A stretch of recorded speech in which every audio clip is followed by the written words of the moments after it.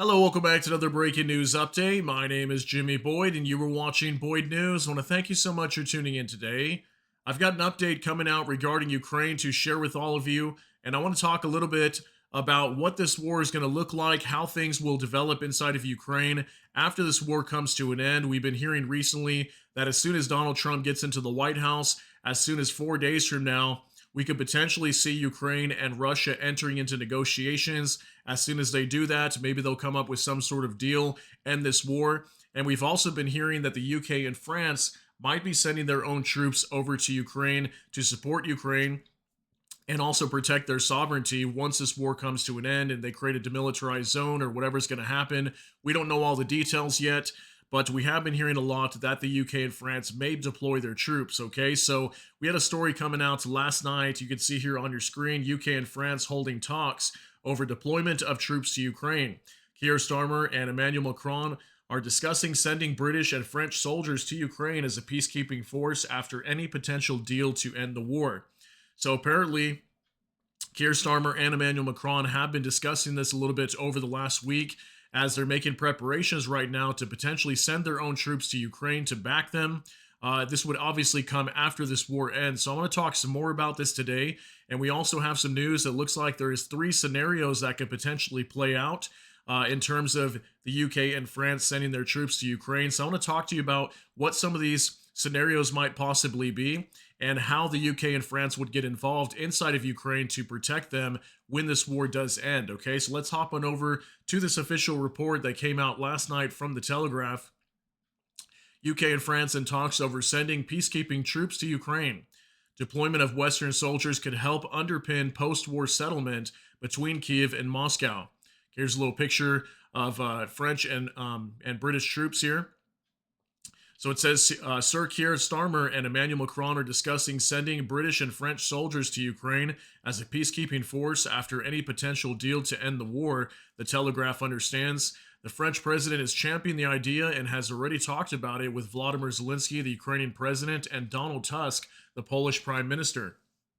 Press spokesman for Downing Street and the Elysee Palace did not dispute that Sir Keir and Mr. Macron discussed the possibility during their meeting at Chequers last week. Okay, so yeah, apparently Macron and Keir Starmer also did hold a meeting together at Chequers. And it says here details of the conversations are being kept under wraps by officials in London and Paris. However, multiple well-placed UK government sources have stressed Sir Keir is not yet fully signed up. One Whitehall source told the Telegraph, there are challenges over what we could support, what we'd want to support, and the broader question about the threat that those troops may be under and whether that is escalatory. The proposal comes as European leaders scramble to work out how to continue supporting Ukraine's sovereignty as President-elect Donald Trump pushes for Kiev to strike a deal with Russia. Mr. Trump enters the White House on Monday. He has rode back on his campaign promise to end the conflict on day one as U.S. President aims to do so in the first 6 months of his administration.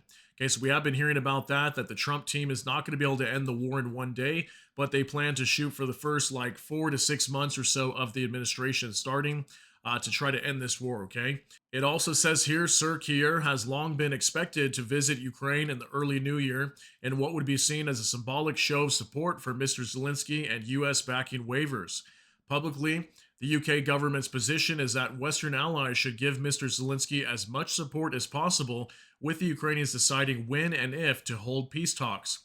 In private, ministers and officials are expecting Mr. Trump to force Ukraine and Russia to get around the negotiating table, with attempts now underway to map out what would happen next. One idea now increasingly being talked about, not just in public debate, but behind closed doors in Westminster, is whether Western troops may need to guarantee any peace terms.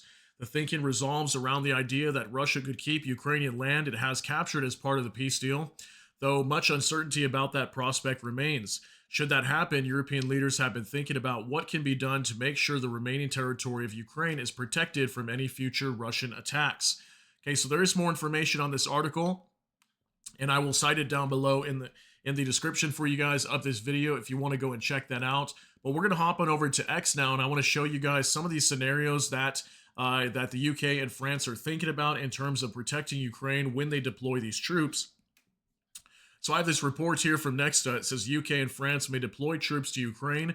UK Prime Minister Keir Starmer and French President Emmanuel Macron have reportedly begun discussing the deployment of peacekeeping forces to Ukraine should Kiev and Moscow reach a peace agreement. The Telegraph outlines three potential scenarios for deploying peacekeepers in Ukraine. So we're going to pull these up. So each picture will be based on this information here. There's three different scenarios that could potentially unfold. So this first scenario that you're looking here on your screen says here on the information buffer zone monitoring, British units could establish observation posts along a buffer zone with fighter jets and attack helicopters conducting patrols. Rapid response forces would be stationed nearby with armored units ready to repel potential Russian advances. Okay, so this would be scenario number one. Okay, and it says here Frontline policed by UK and other Western forces. So this is kind of what I've been thinking that's what NATO would be doing if they were to deploy a peacekeeping force to Ukraine.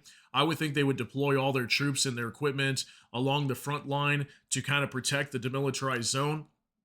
But I don't know. Is this something that's extremely risky? I'm not really sure. You guys can let me know what you think down in the comment section. But this was one of the scenarios that could potentially be the case. So we'll see if that happens to be one of them. Also, the second scenario is this one here: defensive perimeter around Kiev. A Western coalition could form a defensive border around Ukraine's capital, allowing the Ukrainian military to focus on containing Russian forces. However, this scenario is seen as unlikely. Okay, and it says here, Western troops take responsibility for defense of Kiev, Ukrainian reserves freed up to push forward against Russian forces. Okay, so from what I understand here, UK and French soldiers would be stationed inside of Kiev to protect it. They take responsibility over the capital. And then that would allow all the Ukrainian reserves to be freed up to head to the front lines and also head over to the demilitarized zone if that happens to be the case. So this looks like scenario number two, and this one could potentially be likely as well. And then also, the third one that we have here, training and air defense support. British instructors could conduct training in Western Ukraine, while Polish air defense systems would ensure their protection. This is currently considered the least controversial option and could serve as a first step toward deploying Western forces. Both the UK and France are expected to play leading roles in forming a peacekeeping contingent. Meanwhile, the French foreign minister emphasized that France intends to participate in negotiations over the war in Ukraine as the conflict directly impacts European security. Okay, and it says over here, training missions run by UK, France, Germany, and other NATO countries inside Ukraine, air defense systems to create a defensive barrier for training troops. Okay, so from what I understand, what would happen here also is we would have air defense systems set up in eastern Poland to protect the Western troops that are located on the western side of Ukraine. As these troops would be over here training the Ukrainians would take control of Kiev, and also the front line is kind of the way that I see this, assuming that this demilitarized zone would be created. But that sounds like highly likely that that will be the case, as we probably will be seeing a demilitarized zone, but I could be wrong. But to me, this seems like the most likely scenario that we may see unfold, at least starting out in the beginning. This would give the UK and France a chance to kind of get their feet wet onto Ukrainian soil, and in terms of actually supporting Ukraine beyond the ending of this war. And maybe at some point they might start to push further into Ukraine, maybe into Kiev, or potentially even on the front line. That's something that could come later. But who knows? Maybe right off the bat, we might start seeing the UK and France right over here on the front lines of this demilitarized zone, if that happens to be the case. And there's probably other scenarios out there as well. So, I mean, if you guys think of any other scenarios that you can come up with, or some other solution that there might be in terms of the UK and France getting involved over here inside of Ukraine, share those opinions down in the comment section. But I want to thank you so much for tuning in for today's update. That's going to be it for this video. If you got something out of this, please smash that like button. Also, if you enjoy my content, please consider subscribing down below. Hit the notification bell. That way YouTube can notify you. With that, hope you all have a great day. Everybody take care and God bless, and we'll see you in the next one.